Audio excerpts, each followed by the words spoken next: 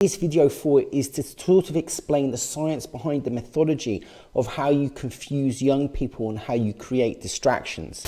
I feel like this is kind of the same thing as, Miley Cyrus and some of the Disney cast. They always start out with that squeaky clean, this is good for my daughter to listen to, and when they watch them over the years, they get more provocative, more sexual and all that, so of course the fans are going to follow along.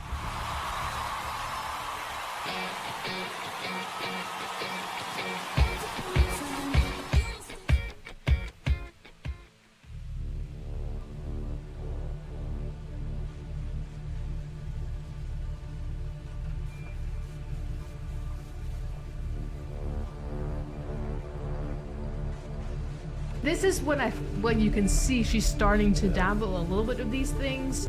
And again, it's turning more aggressive, more like confrontational, like, oh, I'm having an issue with you, I'm gonna knock you down kind of a thing, So let's take a look.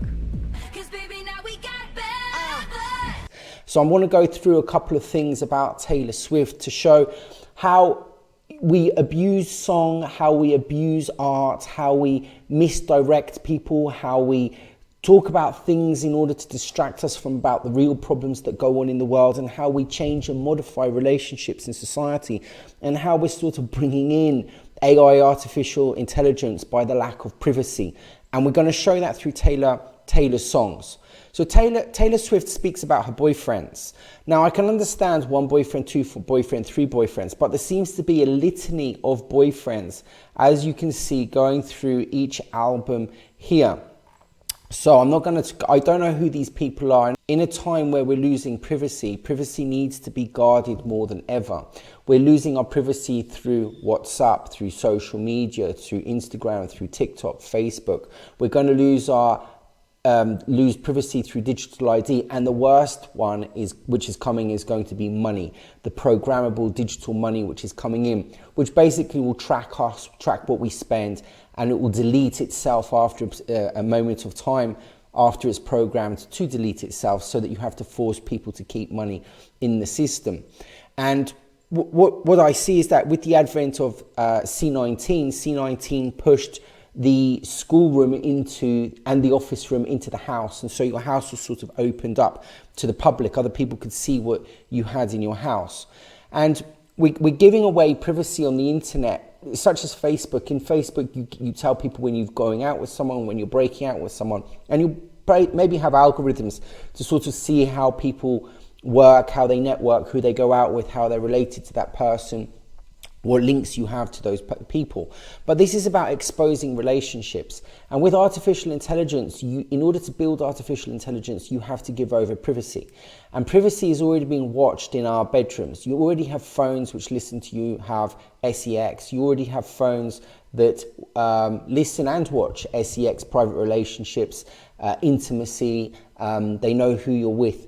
And so we're giving up privacy in that way. But to have the privacy exposed onto the mass public by a litany of your past boyfriends which have failed is something which is a little bit new, because I don't see male songwriters doing this.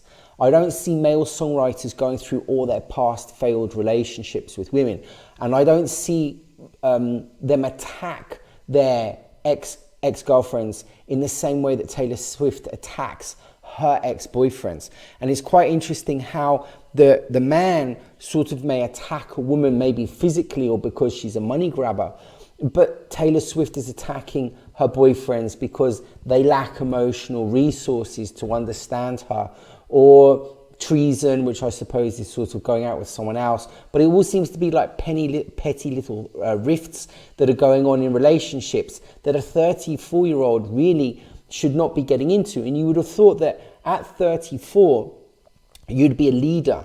You'd be a leader in society for the young people. You'd be teaching the young people how to live, how to go out, what people need, what people don't need. Just in the same way some black rappers are seen as teachers. People say, thank you for teaching me, thank you for showing me this. And the black rap lifestyle is more real. I don't see how a litany of failed relationships is really real when I know girls that are 17 years old that can manage families and are at 2025, they've got 4 or 5 kids, and they're managing, cooking, cleaning, getting horses, killing chickens, cutting grass, along with their husbands, which are doing the same jobs. And they're working together as a unit in very harsh conditions with not a lot of money, with no tap water, with no electricity. And they can hold it together. They're tough, strong people. So why someone at 15, 17, 22 can do this, yet somebody at 34 who's 5 years from 40, who comes from an exceptionally rich family, can't even keep one boyfriend and has gone through a string. And this is sort of normalizing that it's okay to go through lots of boyfriends, it's okay to have failed relationships, and it might show something about her inability to choose good people, and she attracts bad people to her. And if all these relationships are failing, is it really them or is it really her? And it's all about men. It's all about men not living up to the standards that she needs as a woman. And in society, we're seeing a lot of attacks at toxic masculinity. Toxic masculinity is about males not being masculinity being bad. We're seeing children in school being attacked because they're boys, they can't sit in their seats, so you drug them in order so that they can be less responsive. Girls have less testosterone, they seem to sit in their seats more, and in schools and universities they benefit more because of the structure of the system of education, which, I don't know, the boys need to get out of the classroom, they need to run around, they need to kick something. The girls seem to be a little bit better situated and adapting better to the educational system around us, which is why there are more girls in universities than there are boys at this moment in time. Just white, pure. Looks like they're gonna program her. They're like programming her or something, and it's this Trinity. Literally, it says the Trinity. Now, I don't see anyone out there attacking trans women boyfriends or trans women girlfriends. I only see this against heterosexual people. And I think that torturing them in public, these public spats against Kim Kardashian, you're supposed to resolve issues. And what you're doing, I think, is a form of abuse. You don't give the other person the ability to respond. Taylor Swift is in a very powerful position where she has an army behind her and she can pick and choose who she's going to attack.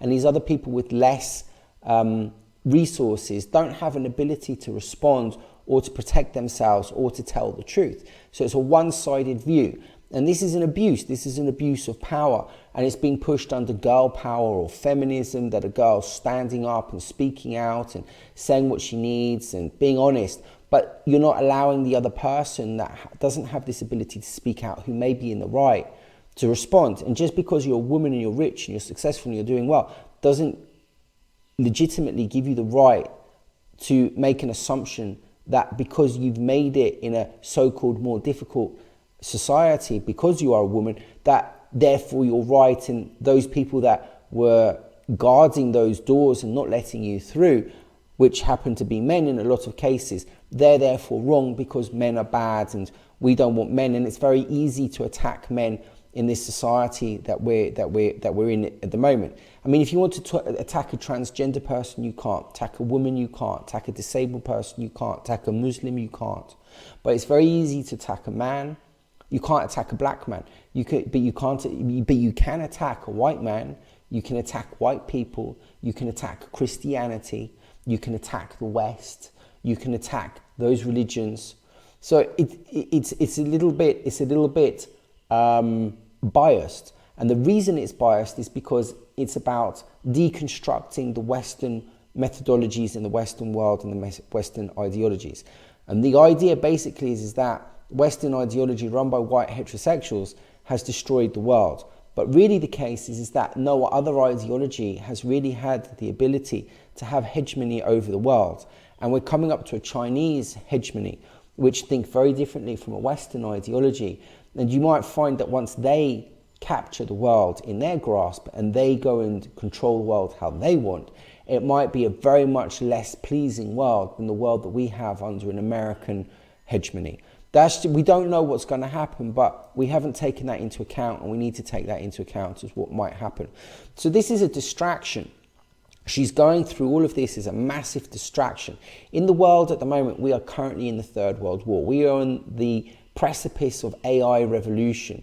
We are talking about AI being alive. We're talking about bringing something that's dead back to life, or taking something from a different reality and putting it into ours, like AI. We're talking about an entire human revolution, about the way that we're going to change the way that we learn and have relationships, and what we're going to do. We've got people trying to get to Mars in order to start new colonies, which will turn into different species of humanity. And all she can do is talk about failed relationships, whilst the world is trying to push itself up and try to find conclusions to problems to do with very fast technology which is coming into our system at the moment. All she can do is just talk about for 10 years failed relationships. She has nothing else to talk about, and that's why she's a false leader and a failed leader. She should be talking about consciousness. She should be talking about how to make better girlfriends, or how to be a better girlfriend, how to be a better boyfriend, what boys need to do, how to treat other people. Instead, she's just filling children's heads with ideas about values that really are destructive for the society that we live in. You don't go and tell other people about the relationships that you've been in. It's private, it's intimate, it shows a cheapness, it shows an uneducation. It's uneducational. You can go to Harvard and you can memorize lots of things, but that's one type of education. Another type of education is behavior. Is how you are discreet with the other people that you go out with. You don't go and tell other people what you're doing. You don't boast about it. And men and women both boast about it, perhaps men a little bit more.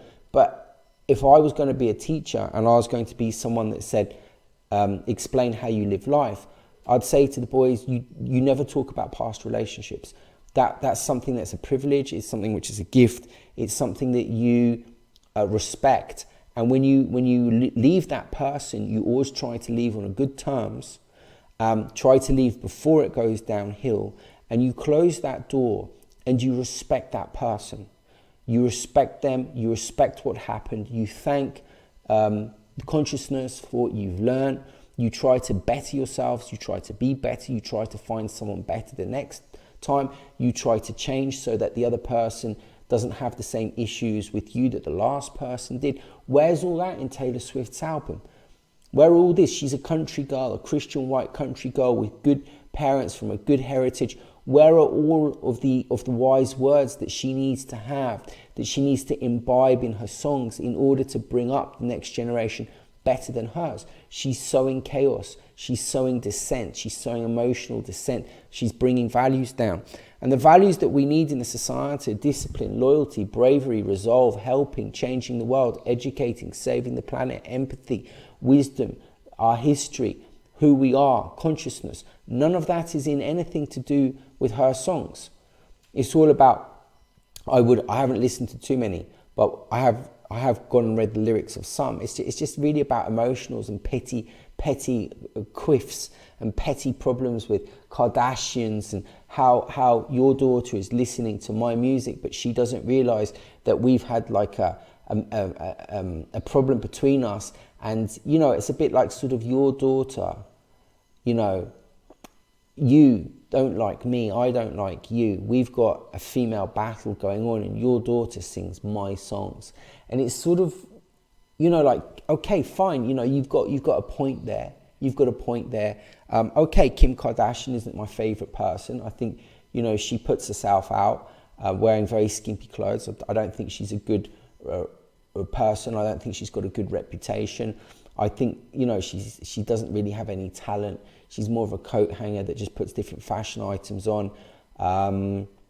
You know, she's a bit of a failure. Her father was a very good lawyer. She hasn't followed in the footsteps of intellectuality or helping other people, really. She's probably got a couple of charities and she donates money to charity, but nowhere in the same amounts that she's making. And I would have thought the money she gives to charity doesn't really compensate for the damage that she inputs into people's heads, especially young children's heads, about their body, their image, about what's important about life, thinking about clothes or skims, thinking about, you know, liposuction or breasts, and, you know, you're basically pimping yourself out on OnlyFans and Botox, and that's nothing to be proud of. She's done a lot of damage. And so the money that you give to charity I doubt very much compensates the damage that you've caused on a socio-economic level within the world.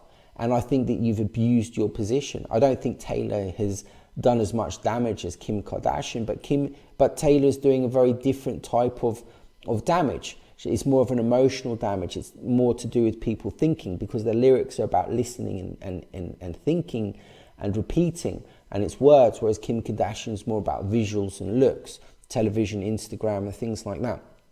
So songs are very important. On a shamanic level, songs are very important, because songs are really there to integrate into nature. They're there to bring energy into the reality that we're experiencing. And so a lot of energetical songs are really shaman songs. I mean, if you look at the songs of the Christians or the Muslims or the Jews, the Buddhists or the Hindus, the oldest songs are all spiritual songs. It's all about talking to a god or a deity or an energy. It's all about doing better. It's all about overcoming. It's about healing. It's about reinforcing key philosophical concepts or religious concepts, beliefs and ideologies in order to harmonize the world, in order to, make the world better. But when you have a tool like that, if you look at a song as a tool and you're using it to break down the society, you're using a spiritual, magical, shamanic tool in order to invert the society that you're in.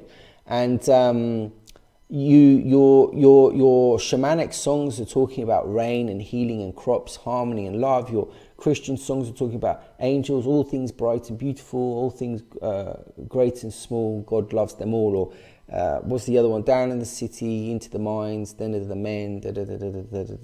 It's all talking about, Jesus and renewal and God's creation and things like that. And then you have pop culture, you have folk songs which solidify, I suppose, the folk ideology, which are a cultural phenomena.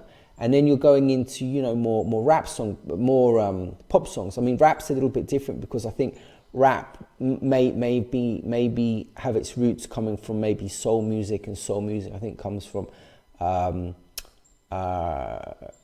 gospel music or something. And then gospel is like from slavery, and it's about trying to get out, and it's about overcoming difficulties, and it's a very the response from the slaves to overcoming slavery was very beautiful song, which touches the heart and the soul. And I don't see how Taylor's songs are doing that. I see it touching the mind. So the black thread of song, I think, is slightly different. But Taylor's song is coming from, I suppose, country and western, which I would have thought is coming from the countryside, which is probably coming from white spiritual music. And I think that using those tools to create good music, to invigorate your Lord or consciousness, and then using it to talk about a plethora of different failed relationships at 34, exposing intimacy without men's permission, and belittling them, I think is a real inversion in the system, and it's bordering on, dare I say it, the satanic. And I think that's what we have. We've got a satanic system, haven't we? So while the shamanic songs and spiritual songs bring in love and harmony, she's bringing in infidelity, or talking about infidelity, a lack of privacy, exposure of intimacy, and basically failed love. It's love versus failed love.